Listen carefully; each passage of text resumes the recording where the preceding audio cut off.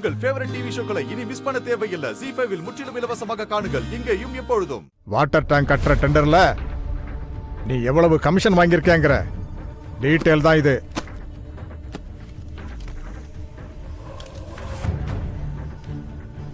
இது என்ன தெரியுமா? சிமெண்ட் ரோடு போடுறதுக்காக கான்ட்ராக்ட்காரங்கிட்ட நீ எவ்வளவு லஞ்சம் வாங்கினங்கிறதுக்கான டீட்டெயில் இது. இது என்ன தெரியுமா? வீட்டு வசதி திட்டத்தில் வீடு ஒதுக்கி கொடுக்கறேன்னு சொல்லி யார் யார்கிட்ட எவ்வளவு லஞ்சம் வாங்கியிருக்கேங்கிறதுக்கான லிஸ்ட் இது. ஆதாரம்லாம் கேட்காத, இனிமேலாச்சும் நேர்மையா இருக்க முயற்சி பண்ணு. எல்லாத்துக்கும் காரணம் இவதானா? இப்பதான் எனக்கு எல்லாமே புரியுது. இங்க பாருங்க, உங்க பேராசையால மாமாவுக்கு தான் கெட்ட பேர் வரும். இத்தனை வருஷமா நேர்மையான அரசியல்வாதியா மாமா இருந்திருக்காரு. அவர் மேல கலங்கம் வர மாதிரி நீங்க நடந்துகிட்டதுனாலதான் உங்களுக்கு வர வேண்டிய பதவி உங்களுக்கு கிடைக்காம போச்சு. அதனால உங்க குறுக்கு புத்திய எல்லாம் மூட்டை கட்டி வச்சுட்டு இருக்கிறத வச்சுட்டு நல்லா வாழ பழகிக்கோங்க. அப்பா, போயும் இவ பேச்செல்லாம் கேட்டுக்கிட்டு நான் நடக்கணுமா? இவ நம்ம வீட்டுக்கு வாழ வந்தவ, நான் உங்க பொண்ணு. நான் இவளுக்கு கட்டுப்பட்டு நடக்கணுமா? எனக்கு வாழ வந்த பொண்ணு பிறந்த பொண்ணுங்கிற வித்தியாசம்லாம் இல்ல வேதநாயகி.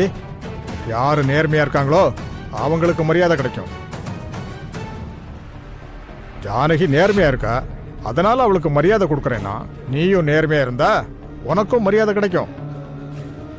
அப்போ இதான் உங்களோட முடிவா? ஆமாம்மா.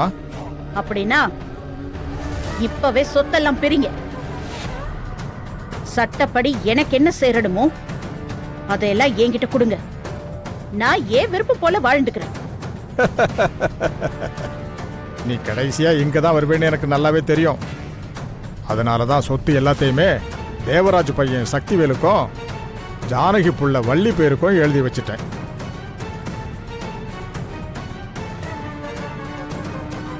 அவங்க 2 பேரும் பெரிய ஆளாகிற வரைக்கும் அந்த சொத்தை யாரு பேருக்கும் மாத்த முடியாதுன்னு உயில் எழுதி வச்சுட்டேனே. அதனால இனிமே நானே நினைச்சாலும் அந்த உயில மாத்த முடியாது. என்ன சொத்தெல்லாம் வள்ளி பேர்லயும் சக்திவேல் பேர்லயும் எழுதி வச்சிருக்கீங்களா? அப்பா, இதெல்லாம் யார கேட்டு எழுதுனீங்க? யாரம்மா கேட்கணும்? இந்த பதவி சொத்து எல்லாமே தர்மராஜ் எனக்கு போட்ட பிச்சை. முறைப்படி இதெல்லாம் அவனுக்கு தான் போய் சேர்ந்திருக்கணும். எனக்காக விட்டு கொடுத்தான். அந்த நன்றி கடனுக்காகத்தான் தேவராஜ் புள்ள பேருக்கு சொத்தை எழுதி கொடுத்தேன். உனக்கும் சொத்தெல்லாம் எழுதி கொடுக்கலான்னு தான் நினைச்சேன். ஆனா நீ திருந்துற மாதிரி தெரியல. அதனால எந்த சொத்தையும் உன் பேர்ல எழுதக்கூடாதுன்னு நான் தீர்மானிச்சிட்டேன். நீ என்னைக்கு முழுசா திருந்தி வரியோ அன்னைக்கு ரஞ்சித்து பேர்ல நானே கூப்பிட்டு உனக்கு சொத்து எழுதி வைக்கிறேன்.